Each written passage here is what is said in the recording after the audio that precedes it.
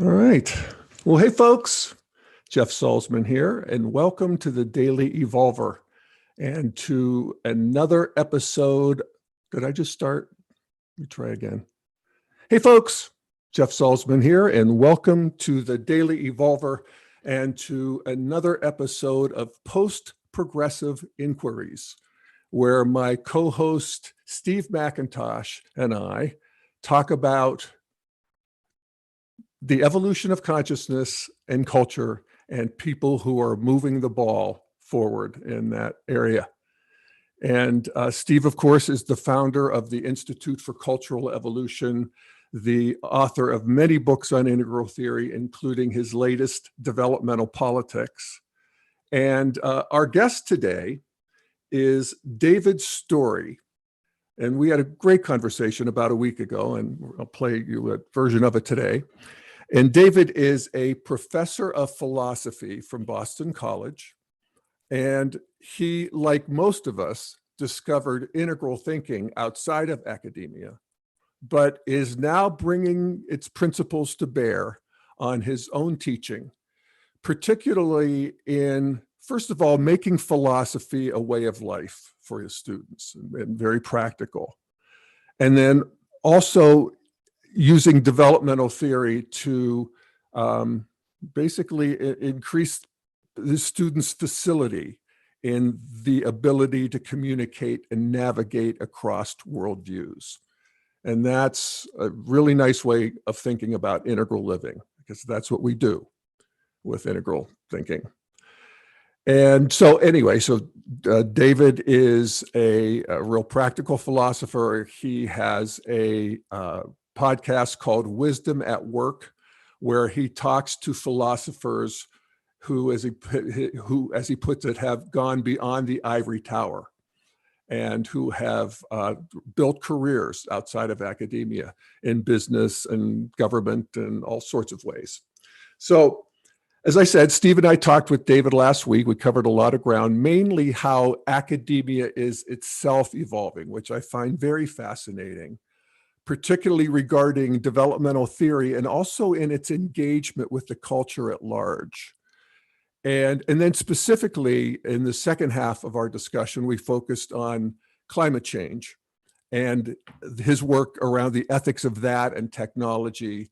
And he wrote a paper for the Post-Progressive Post, which is created by the Institute for Cultural Evolution. Check out the Post-Progressive Post. I do a podcast every Friday there called This Week in the New York Times, which I would also invite you to check out. But his article is called Why We Will Either Grow Together or Grow Apart. It's an essay that he wrote, David did. The subhead being Bringing Cultural Intelligence to Climate Change. And I think it's a very important discussion, and I hope you enjoy it.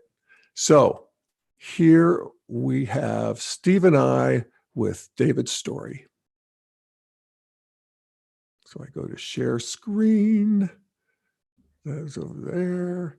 Push that button and that button and that button, and then this button.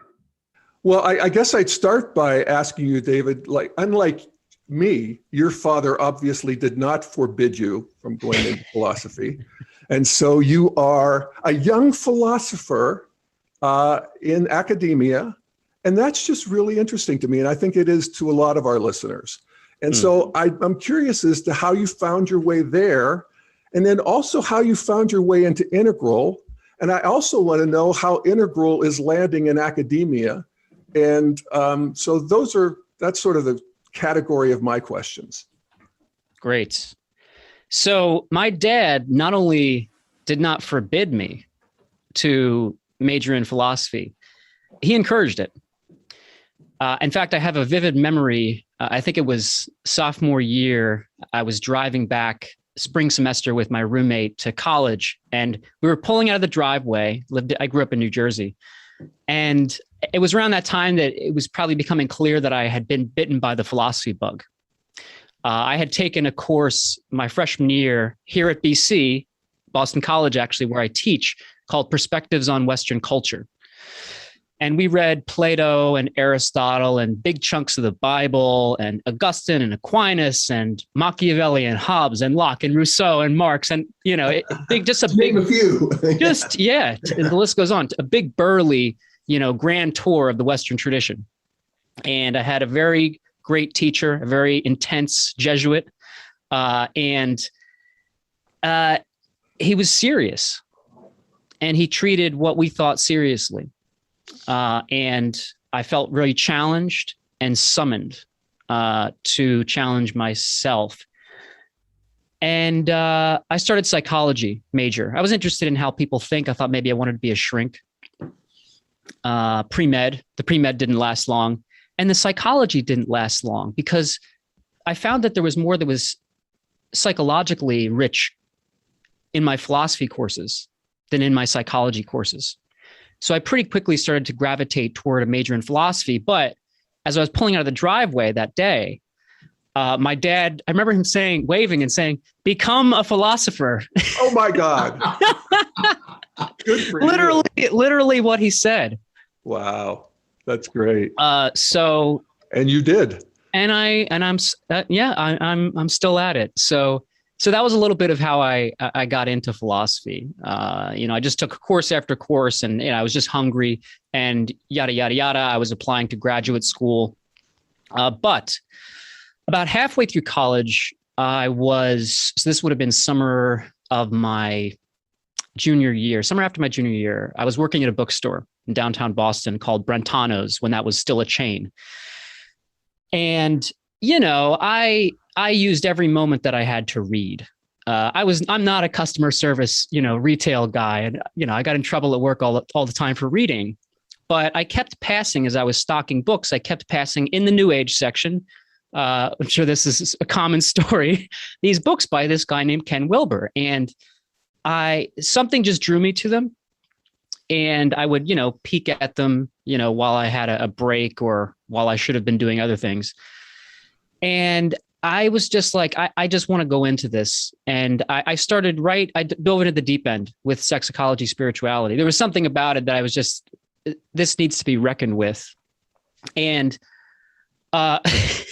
my reaction 30 pages into that book was like the reaction that one of my Zen teachers, Robert Kennedy, who's both a Jesuit and a Zen Roshi, had when he was first sent by the Jesuits to teach in Japan, and he went to a lecture by Maezumi Roshi, who became his teacher later. And his reaction upon coming out of that was, "I don't know what this is, but this is it." That was the feeling that I had with Ken's work. And I've been looking for a better story since, a better philosophical account, and I haven't really found one.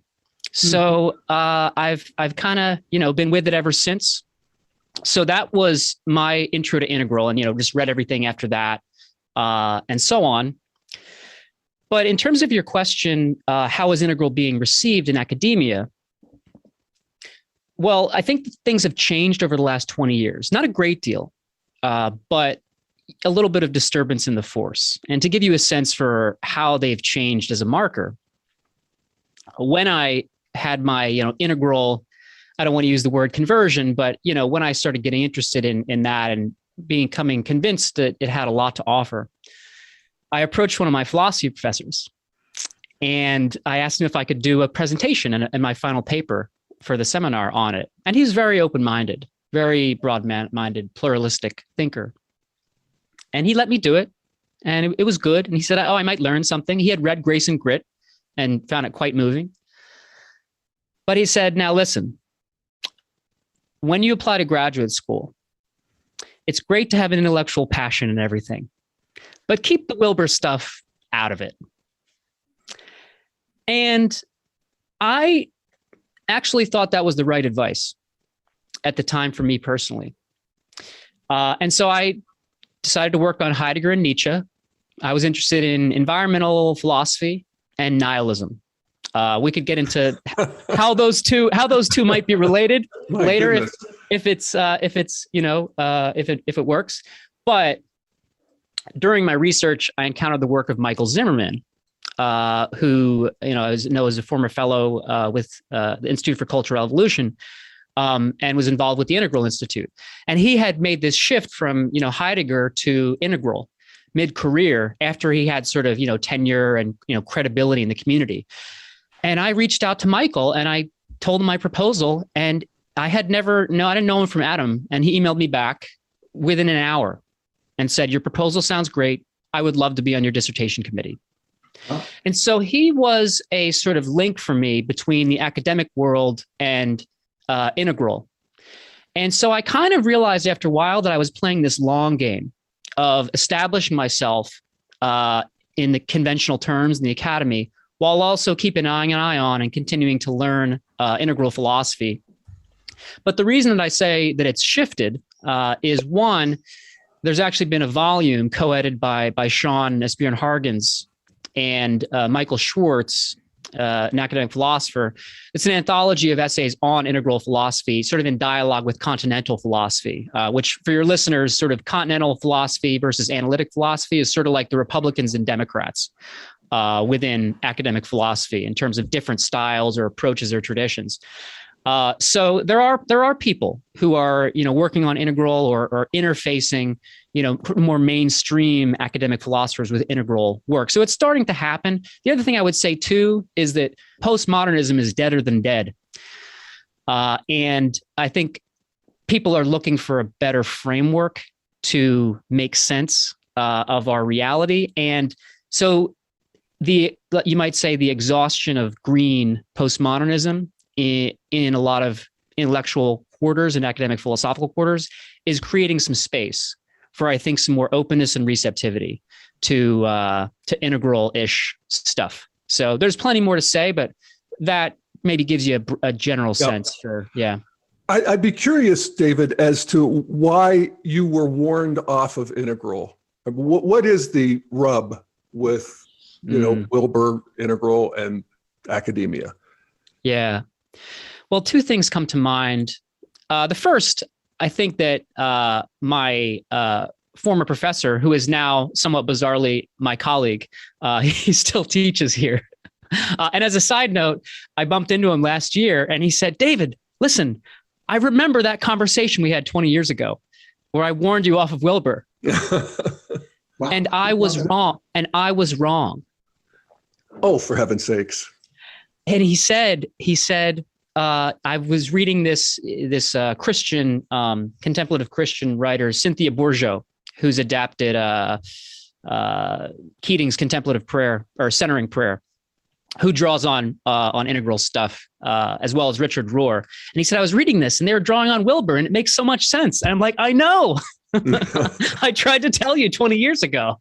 Yeah. But I think I don't think he was wrong. I think it was the right advice. And I think he was warning me against that for the sake of my future career, in the sense that if you're not writing about, what the conversation is, what scholars are talking about, which is a, relatively limited range of scholars or traditional philosophers recognized in the canon, as well as sort of what are the hot topics. It's one of the problems with academic discourse, we could get into this later if it's relevant, is that, the terms of what's worth talking about are set by a relatively few number of people.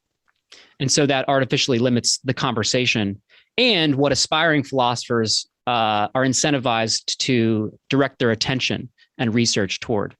So in terms of me establishing a career in academia, it was the right advice because nobody was talking about Ken Wilber.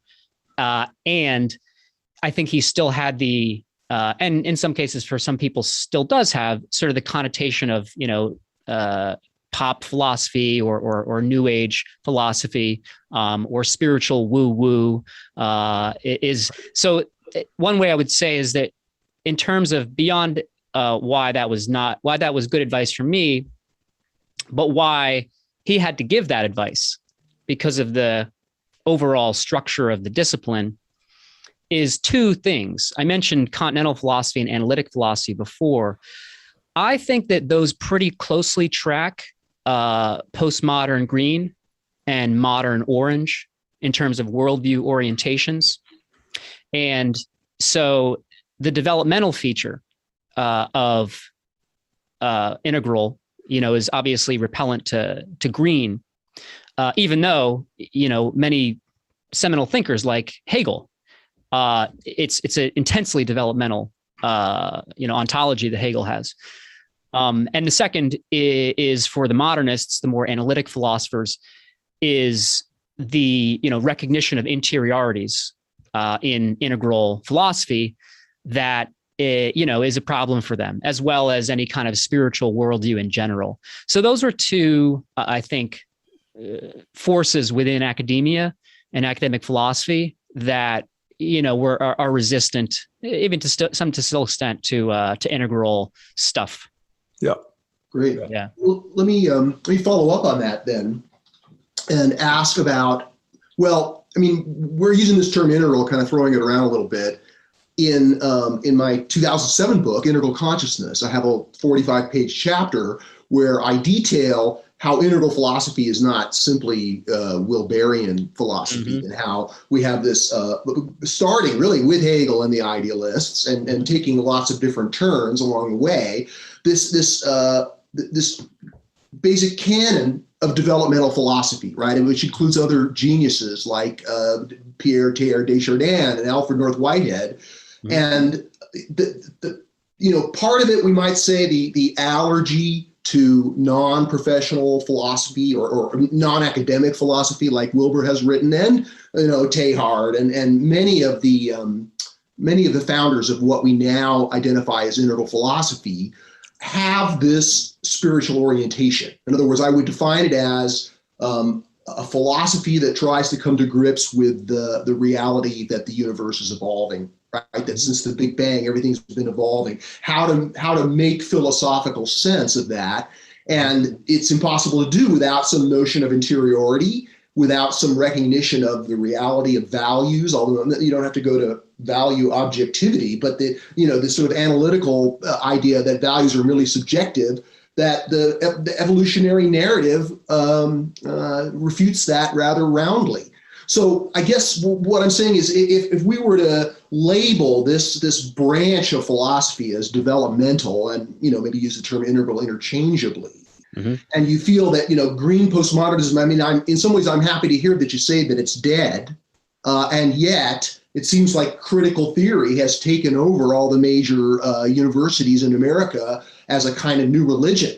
And so maybe Boston College, being based, in the sort of traditional Catholic background, is more resistant to that, but maybe not. So this idea that developmental is some understanding of a developmental philosophy is kind of where professional philosophy could go if it got it right. I'd love to hear you talk a little bit more about that as a, I mean, it seems like the barrier to it, they're each one. So continental philosophy might object to the whole developmental idea. The whole notion of cultural evolution is somewhat anathema to many critical discourses. Or is it more on the spiritual side, recognizing the reality of interiors and the spirituality that goes with that, I imagine is more objected to on the analytical side? Do you think transcending both of those potential roadblocks is a potential for the future? Yeah. Wow. So my short answer is yes. So there's a lot that I thought of while you were speaking. One thing I'll preface this by is how is my own institutional situation shaping my view of these things? And one thing you mentioned in particular is really important. I teach at a Catholic Jesuit university, and so yeah, I mean, in integral terms, sort of the traditionalism has more of a home at my school, and Catholic institutions in general. So I think that is a sort of built-in buffer against Mean Green hijacking classrooms or campus life in general. So that's really important. The second thing is, you mentioned, and one of the things I loved about that book that I read when I was still in graduate school, your 2007 book, is that it situates integral as part of a broader tradition that precedes Ken. which I think he himself would recognize. And I think that, if he's right, then this is, this is an independent animal that is emerging increasingly. And so I think a less Wilber-centric framing of integral might be one way to, disseminate it more among the academic philosophical community. And one thing I'll say, is you're absolutely right. Whether we're talking about Hegel and the German idealists, or Whitehead, or Bergson, or Teilhard, there's a line, there is a tradition there that you can absolutely trace. And one of the unfortunate things is, Whitehead, for instance, it famously advanced process philosophy. It's just one of those things that has been sort of a minority report in 20th century philosophy as it has presently been understood. Charles Sanders Peirce, who Wilber has drawn crucial ideas from, is another one of those minority reports in the history of Western philosophy. I think David, what do you mean by minority report? Oh, I mean, there's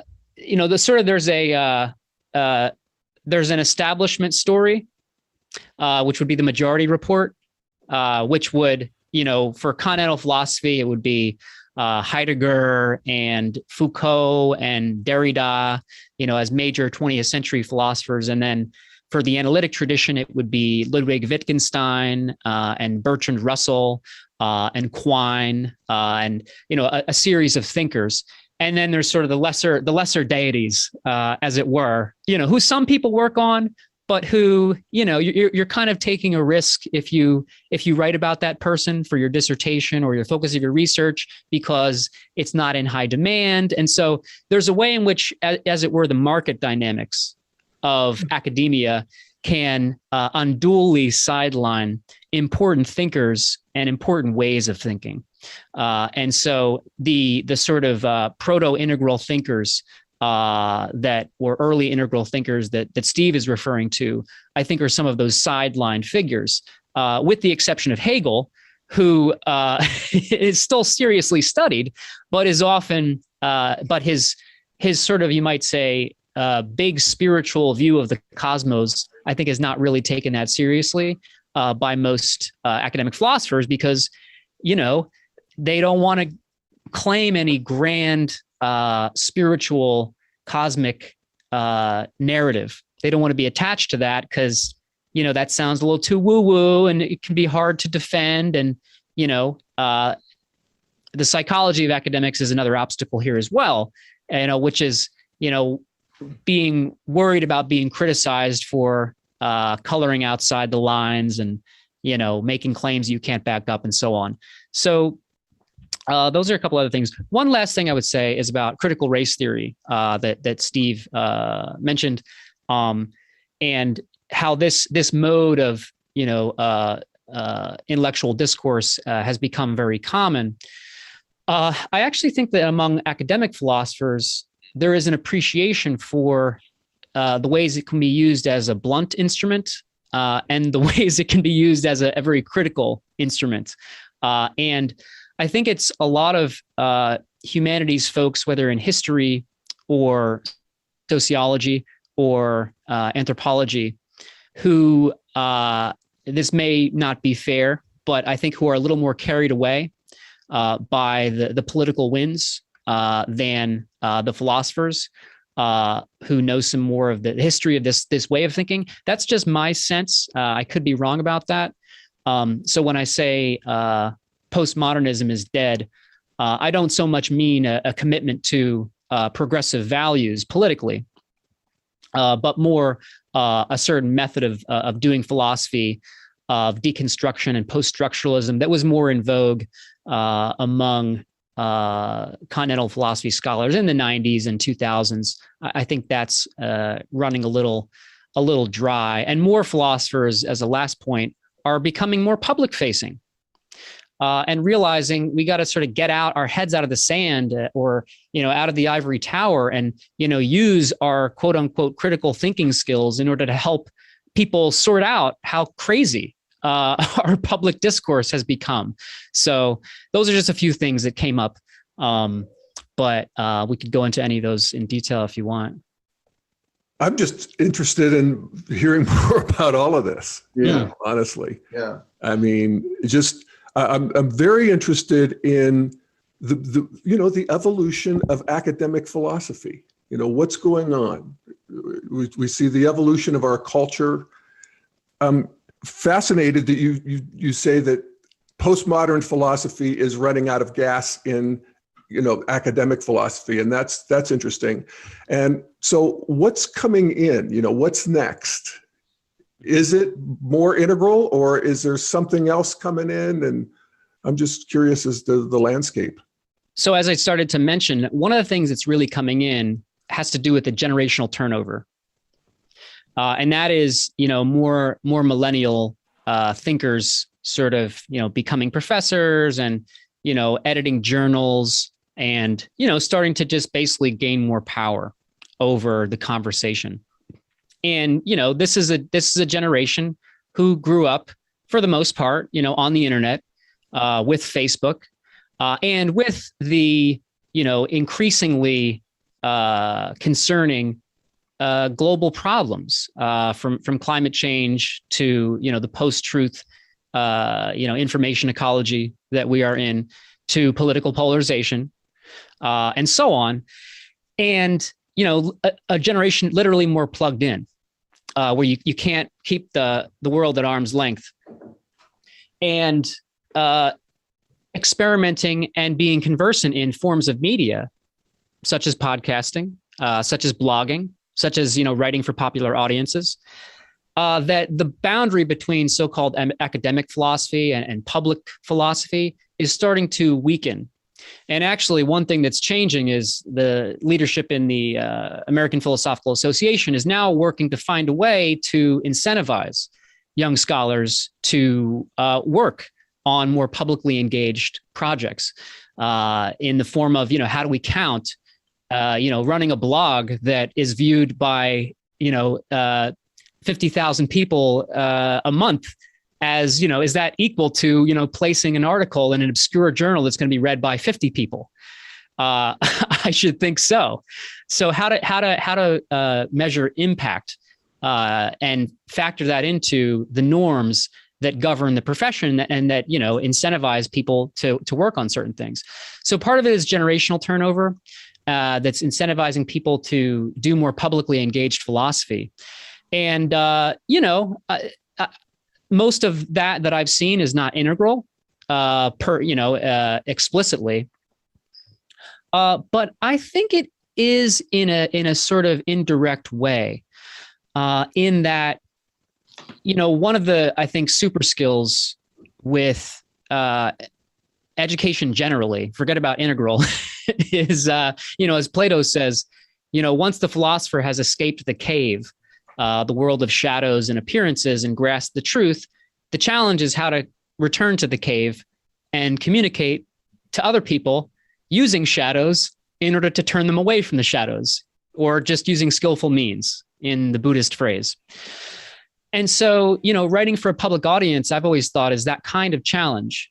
How do you distill what you've seen, or what you think you've seen, into a language that's going to be accessible, while also not talking down to people who, might not have that expertise or that background.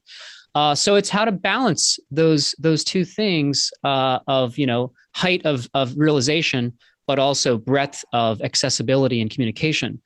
And so more philosophers, more academics are doing that.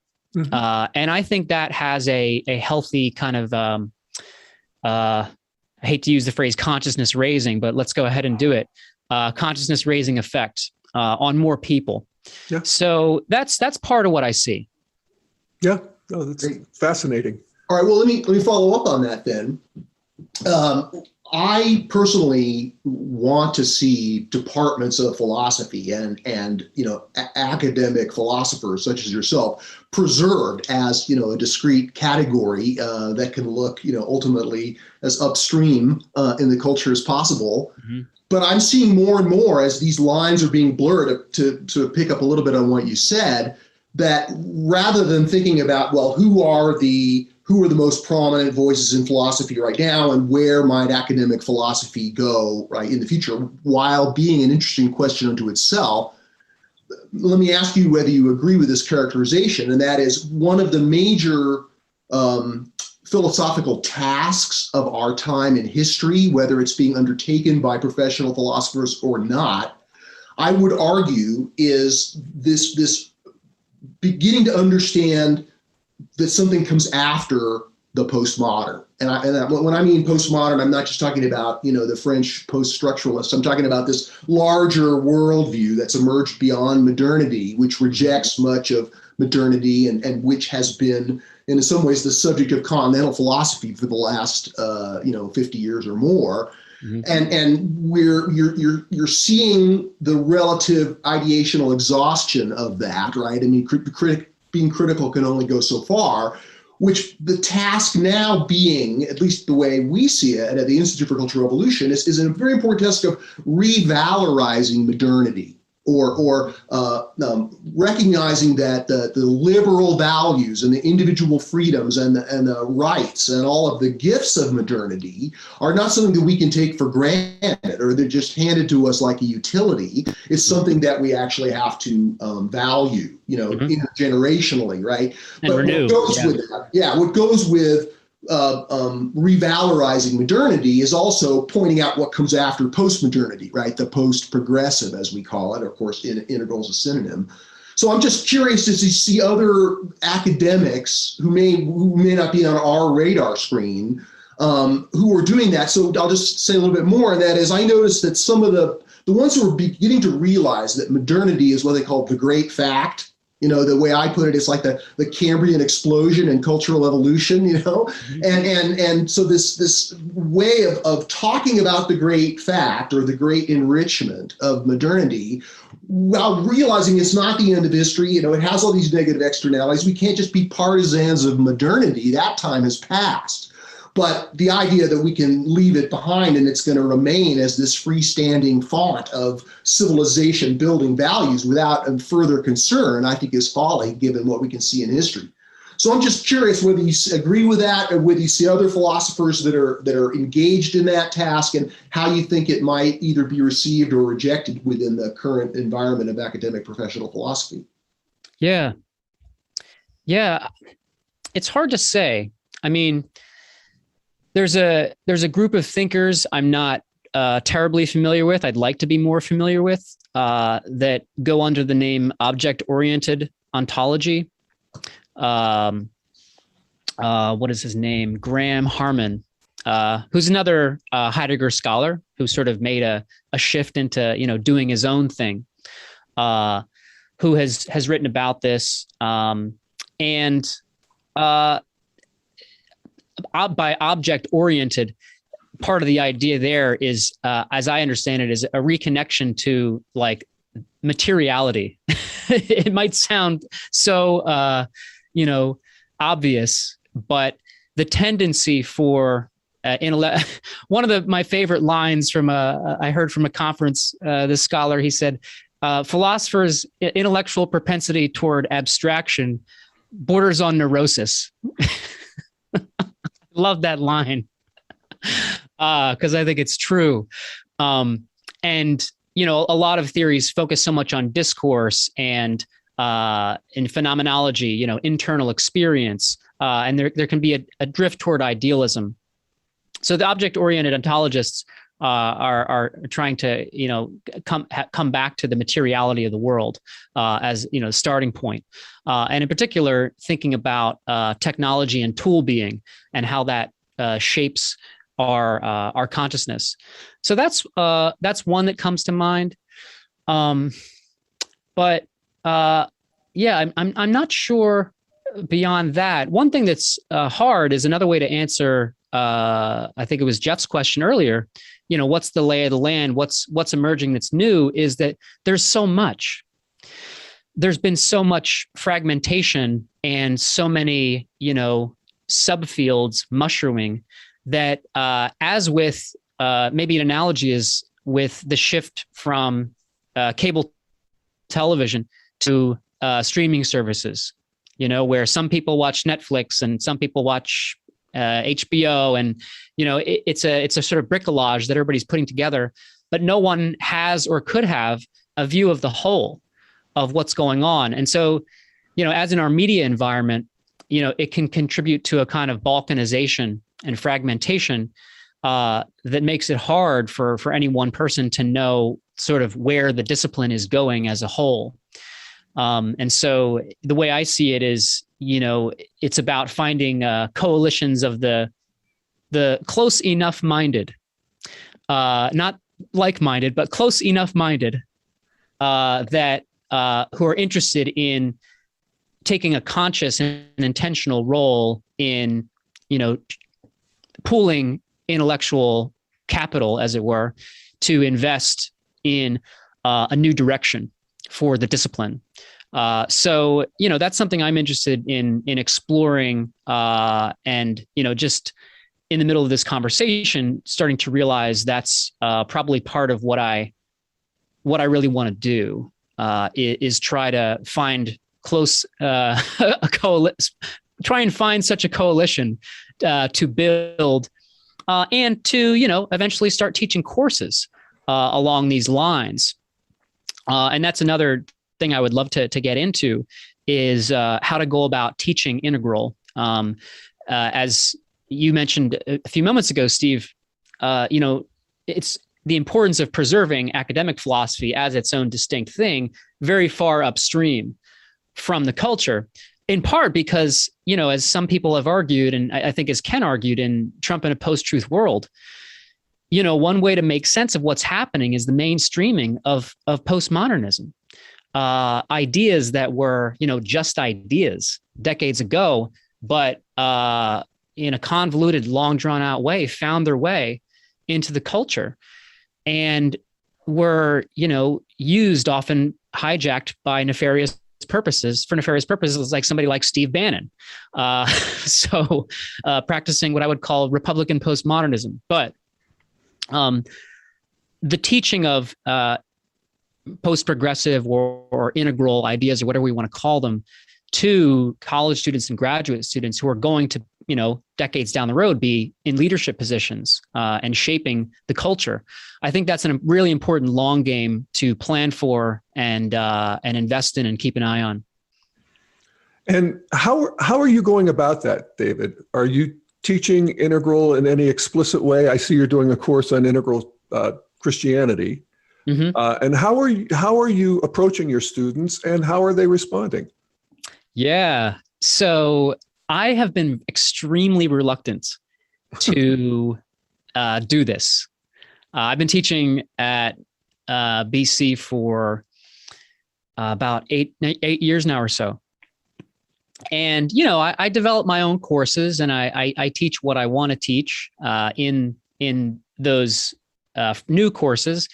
But I don't know. I've just been more reticent to bring it in. But I finally decided, you know what? Like, I've taught this great books course, 8 times, and I'm just going to do it and see what happens. So the text that I'm using, this is actually the first semester that I'm doing it. I'm using Integral Christianity, as you mentioned, by Paul Smith. And I decided to use this text because it presents developmental thinking in the context of a particular tradition. And it's a tradition that most of the students are familiar with. So BC is about 70% Catholic. And it's not that, abstract and, it's not an academic tome. It's very accessible. And he provides nice sort of bite-sized little descriptions of each wave or mode of consciousness or worldview. And so I wanted to give them this at the start of the course. And I wanted to give it to them so that they would have a reference point, something to look for as they make their way through Plato and Aristotle and Genesis and Exodus and all, it's a lot. But I also told them that it's what I wish I had been presented with when I was taking this course 20 years ago, when I was your age, because I found integral philosophy outside of my academic studies. And it proved to be the most influential thing for helping me make sense of the world. It's always hard to make sense of the world, whatever age you're at. But geez, you guys don't have it easy. Yeah. Right on. Well, so then the students encountering, this introductory text to a developmental perspective, especially as couched, within a spiritual context. Yeah. I'm curious as to both objections and the things that they liked, and what were some of the reactions? Yeah. So what I did, first of all, is I divided them up into groups of 3 or 4, and I assigned a worldview to each group. And I said, choose a spokesperson who's going to, record stuff and speak for the group, and try and identify what are the main features of this group. How did they divide the world up into saints and sinners or whatever? And can you think of examples from your own experience or from the culture of this worldview or these values? And so we went kind of, one by one. Perhaps unsurprisingly, students who had the warrior consciousness mentioned Trump. So, I asked, does that sound right to other people? And that's another important thing I would say too, is, whenever somebody will put something forth, I will say, okay, so you're saying blah, blah, blah, mirror that back to them, a little active listening. And then ask, does anybody want to support that? Or does anybody want to disagree? And that was one. But for the progressive view, students, mentioned the Black Lives Matter movement, kind of unsurprisingly. But afterward, I asked them, do you see any problems with this model? And sure enough, one of the girls raised her hand and said, well, it seems to be saying that people who are, at a higher level are better than other people. And so I was like, well, that sounds like a really good objection. Can anybody think of a way to defend the model from that objection? And somebody who had been studying the warrior model said something interesting. They were like, well, like one thing we said was that the warrior model can really come out in sports and athletics. But we wouldn't say that, that means that, a professional athlete is necessarily at warrior consciousness. They just know how to access that. So they intuited the idea that, as Don Beck liked to say, these are types in people and not types of people. And I kind of added to that and said, yeah, and we could probably also say that, you might have, postmodern values, but you can still be a jerk.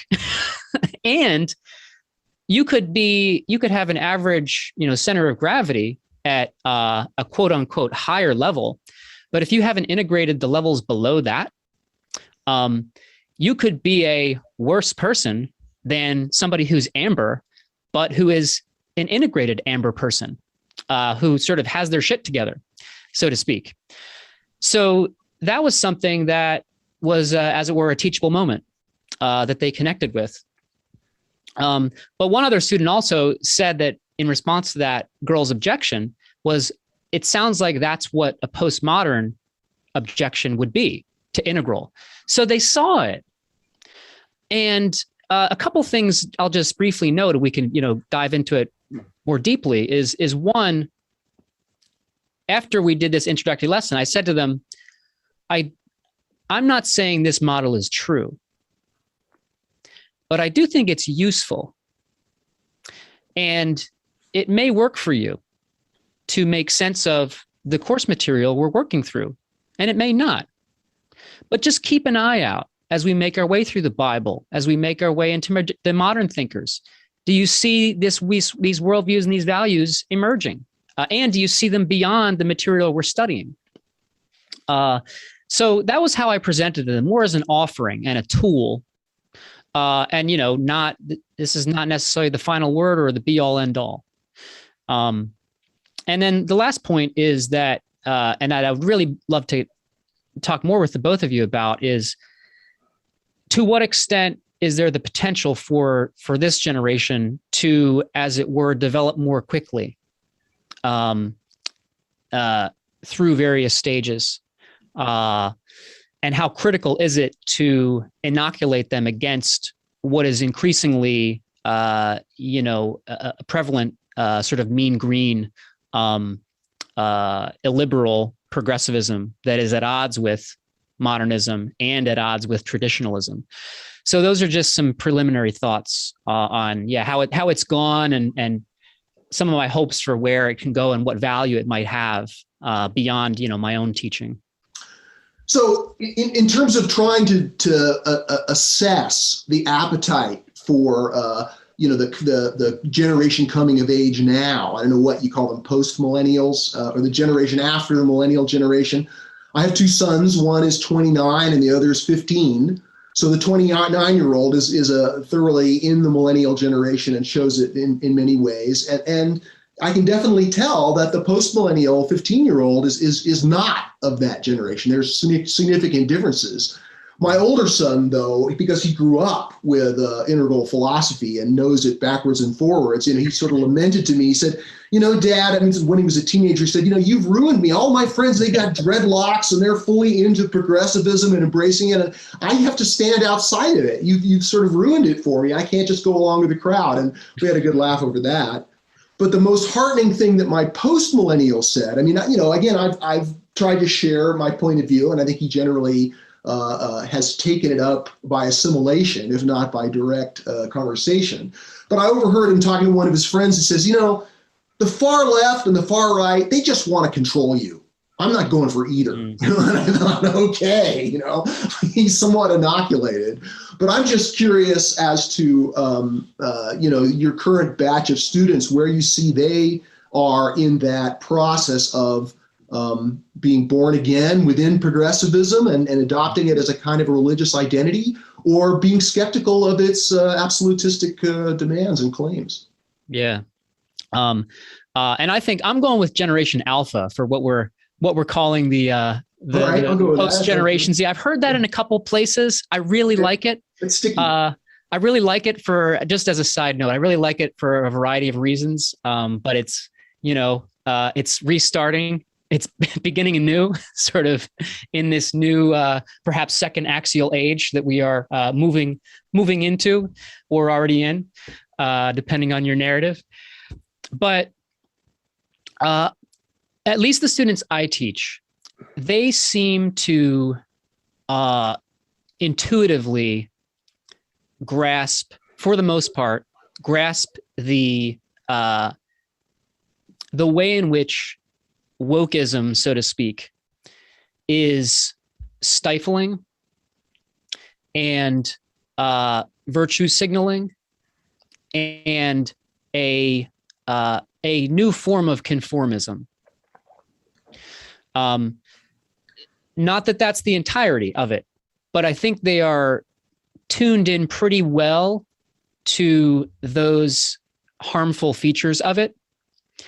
And it's one reason that I intentionally, and this is actually maybe a good transition to Jonathan Haidt's work, that I intentionally do a lot of work early in the semester to name those elephants in the room. That is, the expectations that they may be bringing to what is permissible to talk about in the classroom because of what they've absorbed from the culture. And I try to reassure them that, I am not that liberal New England professor who, will give you an F if you mention Jordan Peterson in your philosophy paper, and I try to signal very powerfully that, if we can't talk about ideas freely here in a college classroom, gosh, what does that say about, the real tolerance level in our society for ideas that we disagree with? So my students seem, I actually think there's a pretty healthy balance among my students who sort of lean green and lean, more modernist or even into traditional. It's one of the reasons it's a nice place to teach.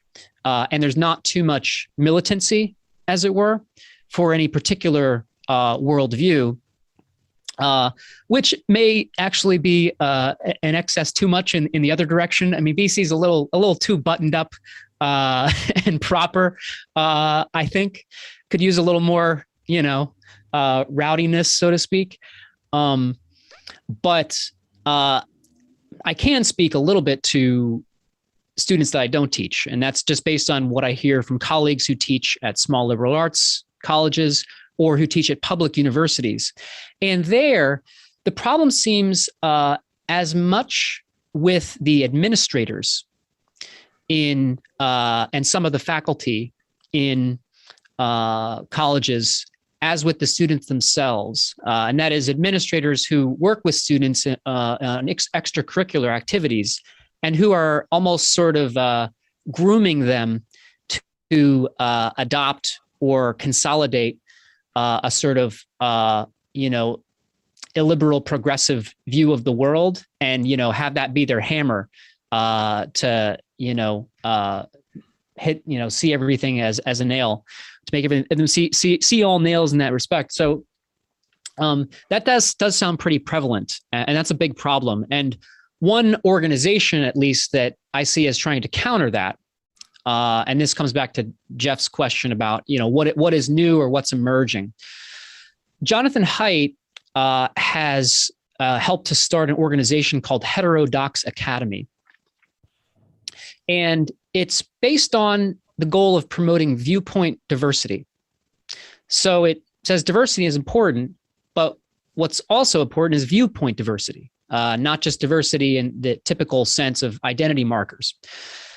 And the goal there is to try and, through lesson plans, through readings, through talks on campuses, to try and create a more hospitable argument, a hospitable environment, so that students can feel comfortable disagreeing and not worry that, what they say on a message board or discussion board or what they say in class could be, recorded or repeated or sent viral and,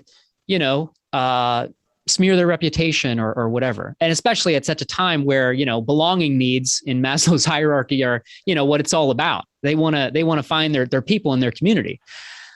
So I see that as a really positive organization, trying to, as sort of antibodies that the culture has created to push back against the extent to which sort of mean green has flexed its muscles very powerfully in the last few years in academia.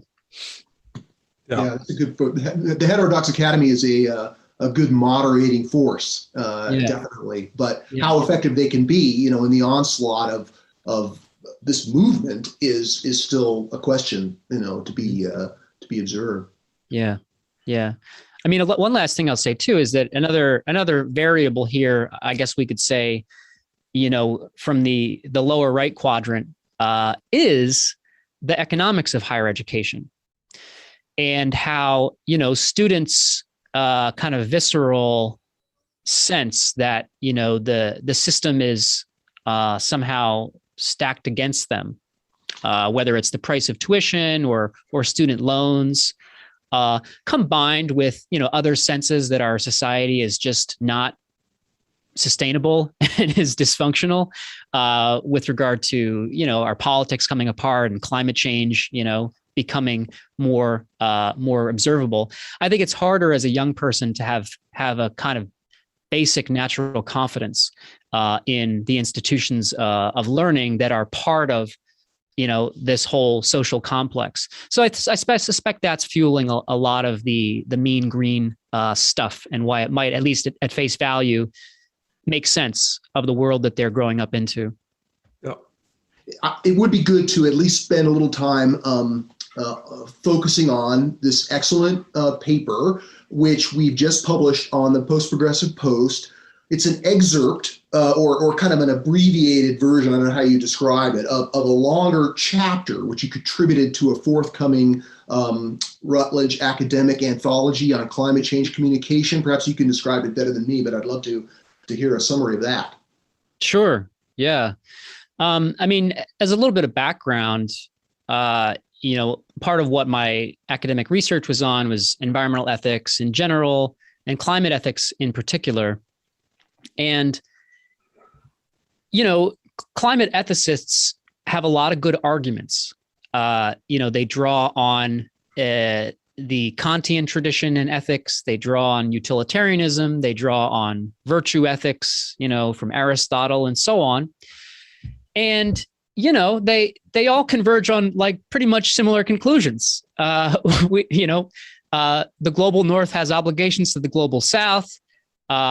We have obligations to future generations. The wealthy countries should be doing a lot more than they presently are. And that, extant climate agreements and climate policies are unjust in that sense. However, ethics has not really penetrated public policy all that much. And as one of my colleagues who worked at the State Department I mentioned before said, one thing you have to understand is that when it comes to the public policy realm, economists have a total lock on value, on the concept of value. And there's sort of a tacit hope or expectation, I think, on the part of a lot of academic ethicists that, they publish these papers and somewhere along the line, they will find their way over the wall, over the wall of the ivory tower and sort of trickle down, into public policy, into think tanks or whatnot. And it turns out that doesn't really happen, or it hasn't really appreciably happened enough over the last few decades.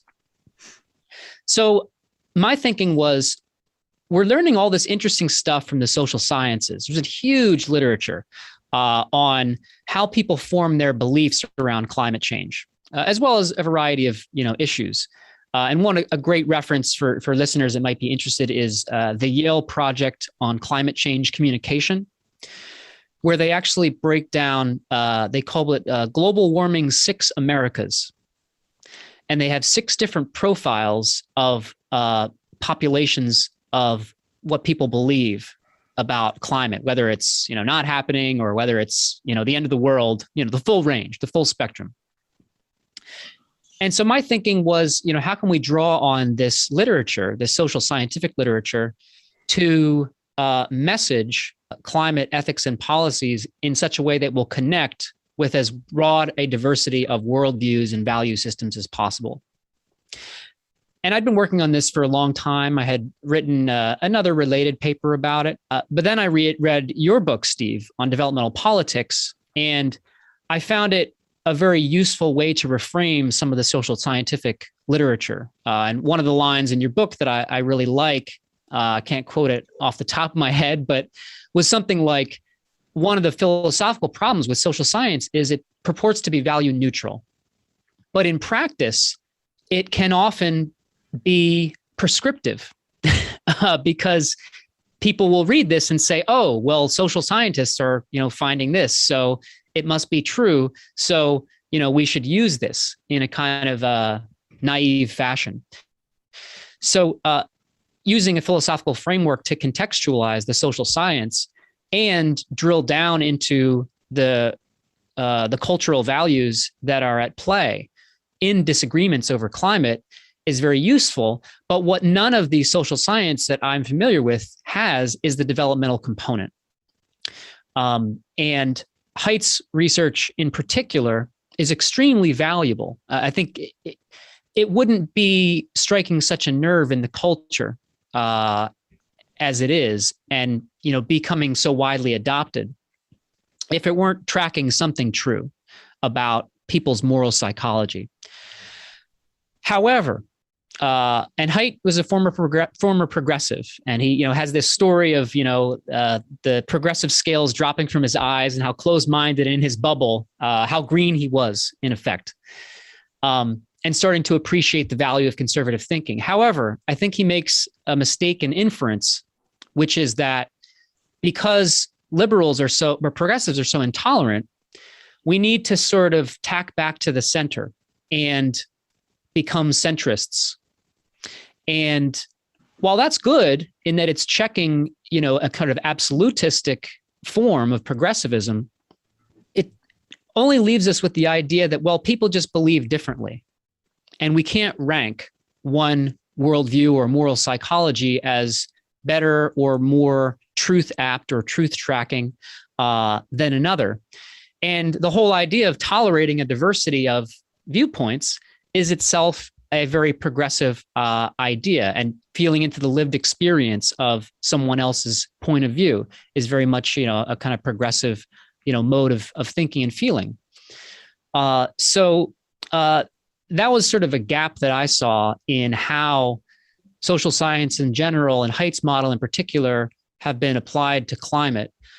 So I could say more, but that's kind of the upshot of how can this developmental mode of thinking help us message climate and better understand the real roots of disagreement and where we might find harmonies among groups that are at odds over the issue. Right. So much of the philosophy of modernity, at least is sort of been colonized by social science, which has this stealth relationship to its normative influence, and how even the progressives, they still have a hierarchical model. It's just a two-stage model, right? Everybody else down there and us up here with the more ethical view. So the thing about a developmental perspective and why Haidt resists it or ignores it or tries to sidestep it is because it's normative dimensions. It's should, the idea that some things are more developed than others and that development is good. Maturity is to be valued, although not in a simplistic, linear, hierarchical way. But this idea that we can understand the universe without making any observations about the movement of value in the world is absurd. So when we bring in this developmental, the most challenging thing about it is that it's inescapably normative, and that freaks people out who are clinging to these delusions of ethical objectivity, which, don't exist because everything's moving.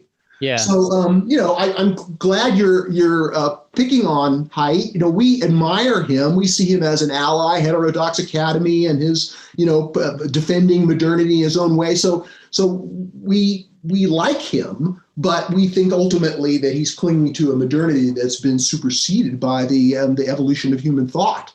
So I'm glad you're writing about that. Yeah. I mean, a couple of things. One thing is that, I think that the Haidt's perspective wants to maximize civility. And it's such a tricky word because of course we want people to listen to each other more and, not be reactive and so on. That's all great.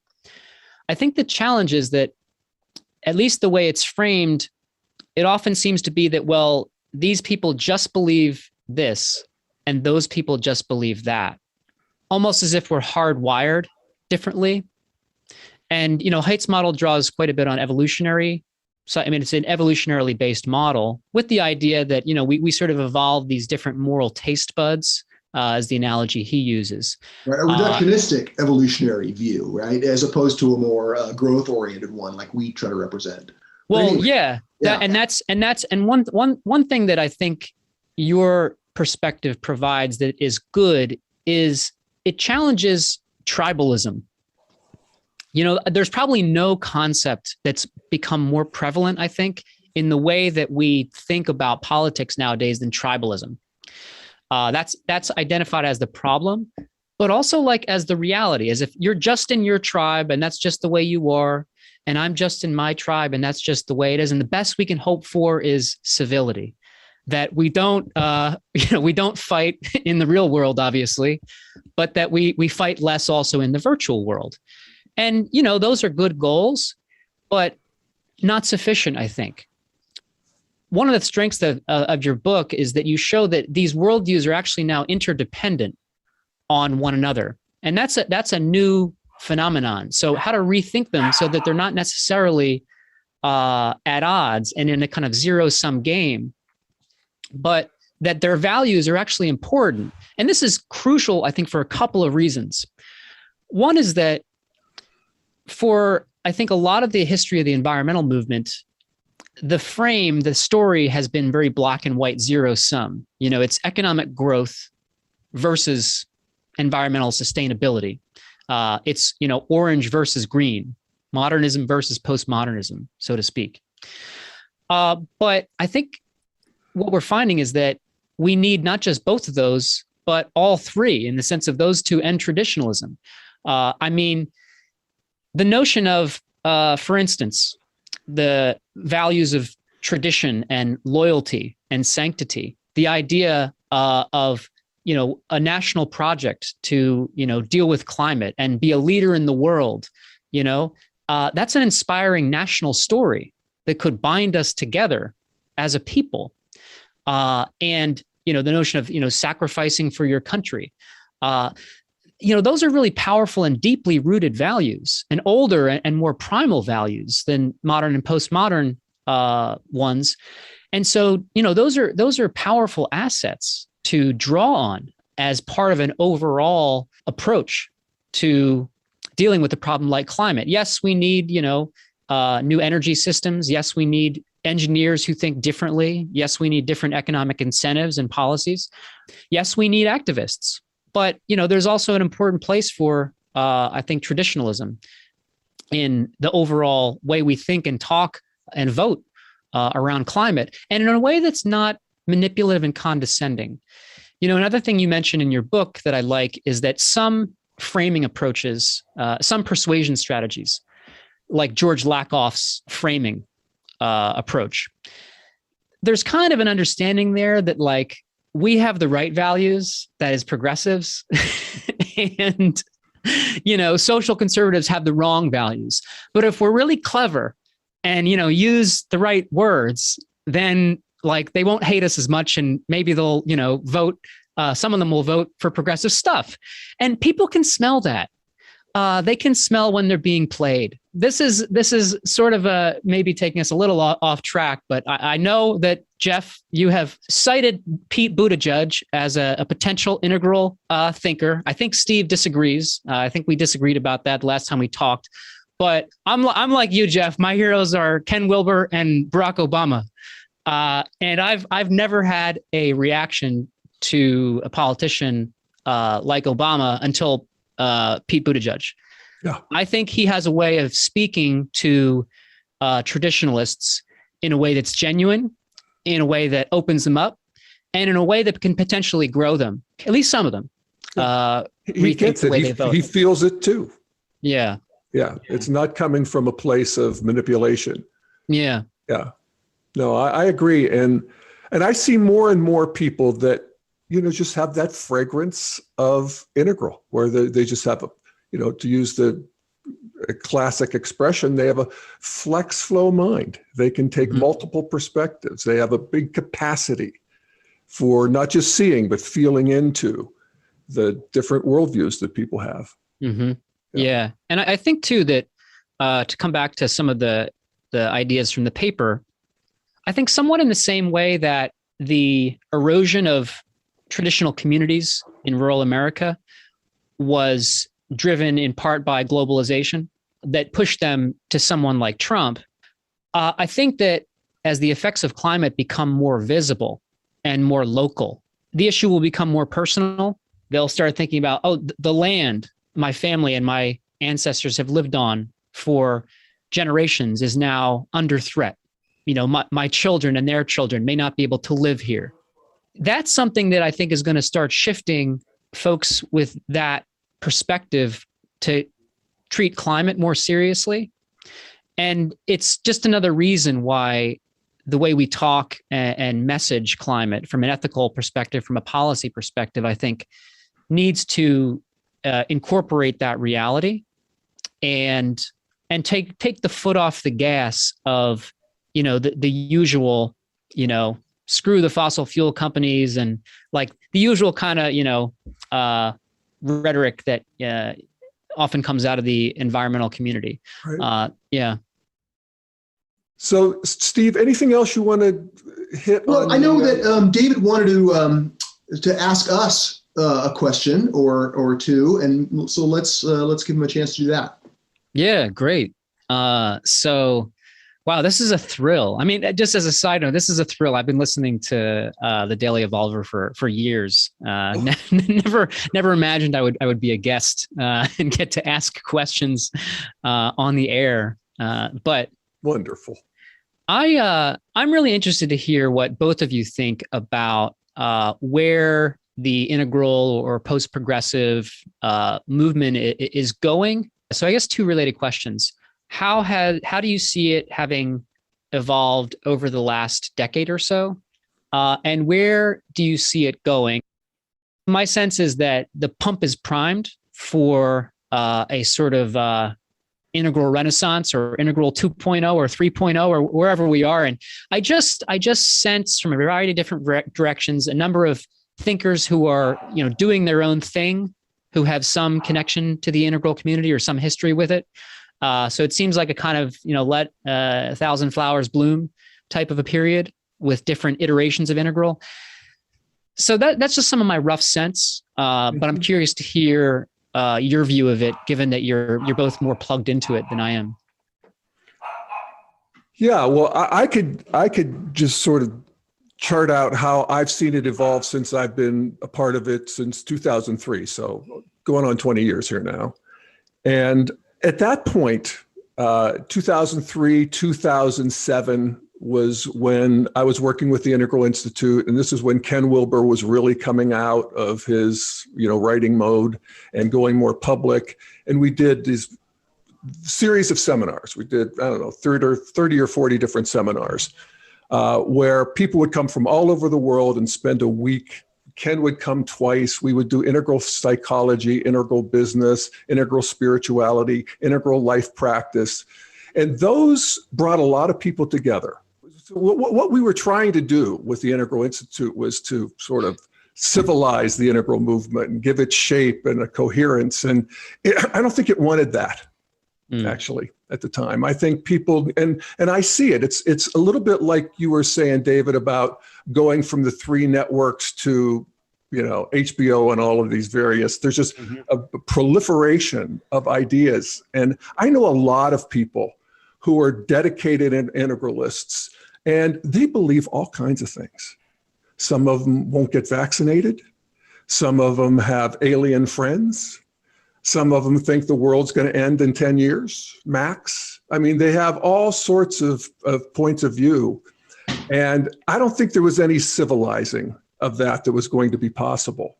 So that's sort of the self-identified integral folks, is that everybody is out doing their podcast, having each other on their podcast, reading each other's stuff, criticizing it. There's a lot of fruitful fighting as well as friending going on in the integral world. So that's the sort of self-identified people who know about integral. The other thing I would say is that integral consciousness is arising under its own power in the world at large among people who have no idea about Steve McIntosh or Ken Wilber or the Institute for Cultural Evolution or anything. And that's just this, I often say boredom is the great engine of evolution. They're just bored with these, totalitarian worldviews that they've been given and, all of the defenses they have against modernism or traditionalism. And I see that really a lot among young people.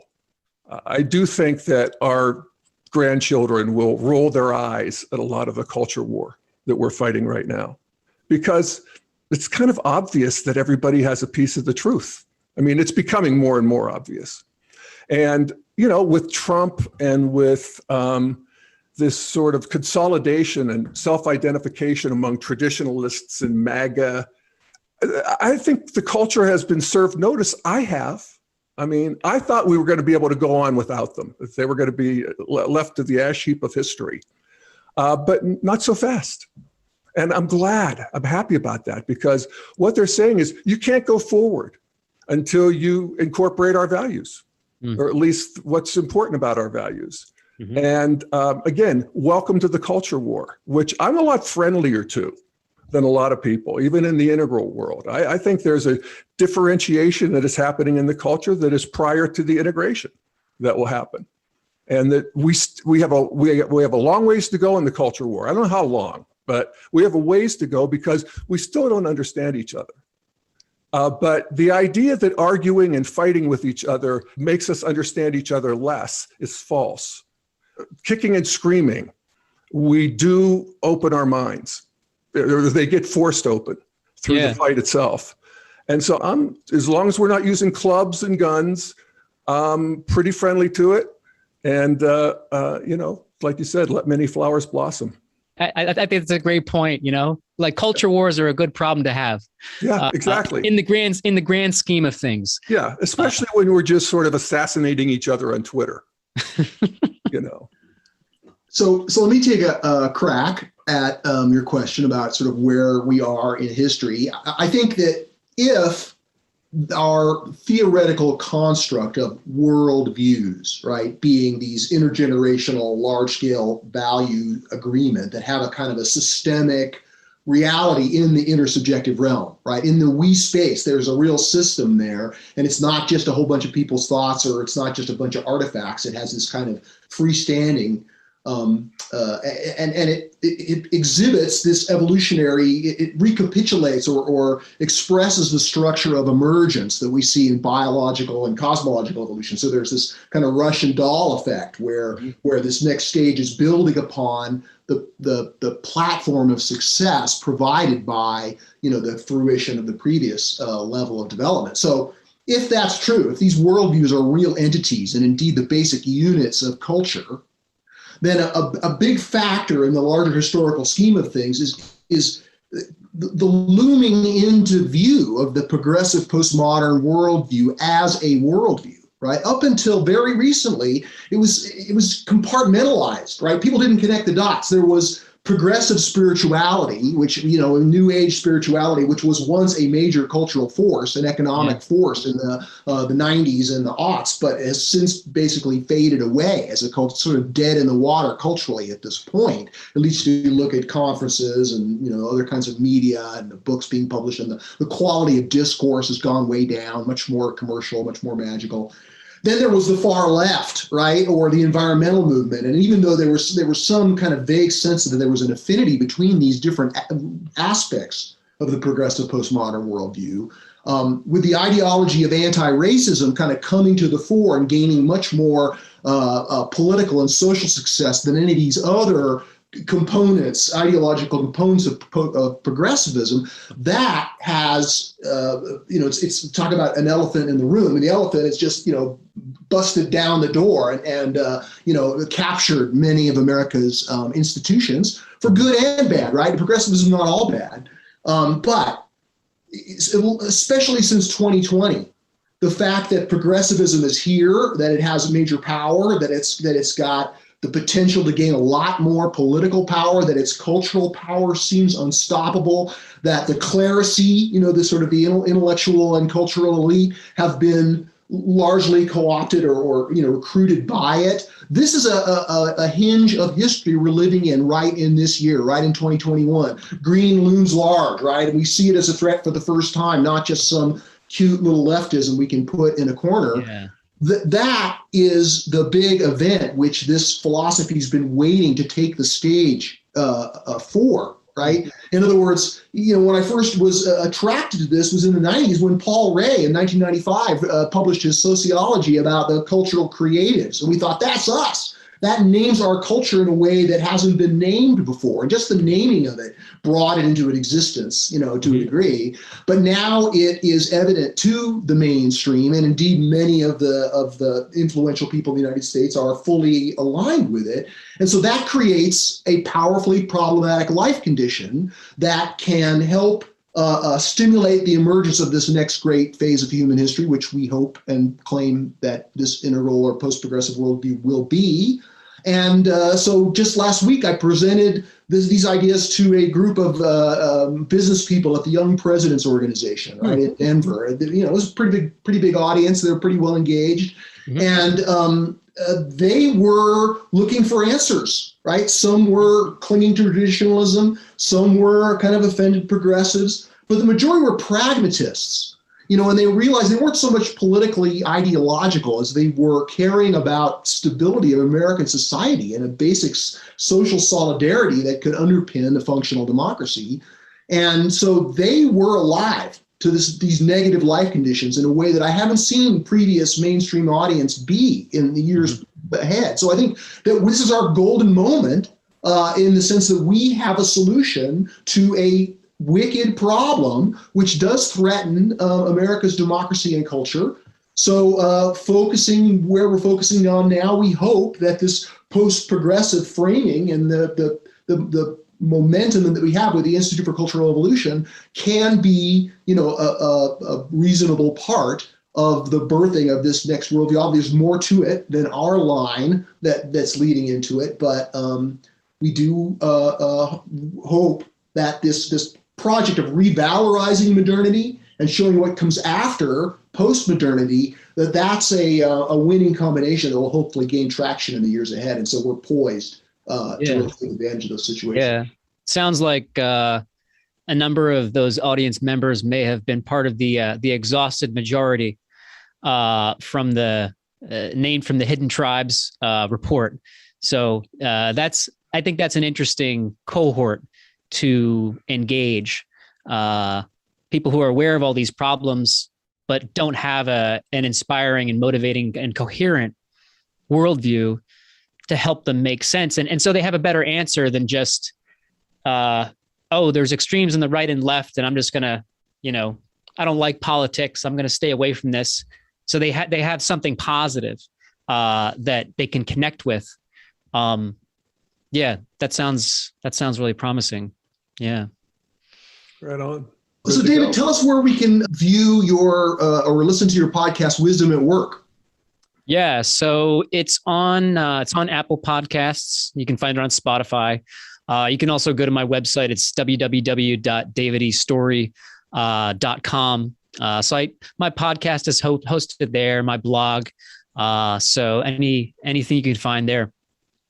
Great. Yeah. And I also should say, I'm always on the lookout for new folks to interview. I interview people who don't necessarily have a background in academic philosophy, but whose work has, some ethical or philosophical component, and some pretty broad about who I like to interview. So if anyone's interested in being a guest or recommending a guest, please let me know.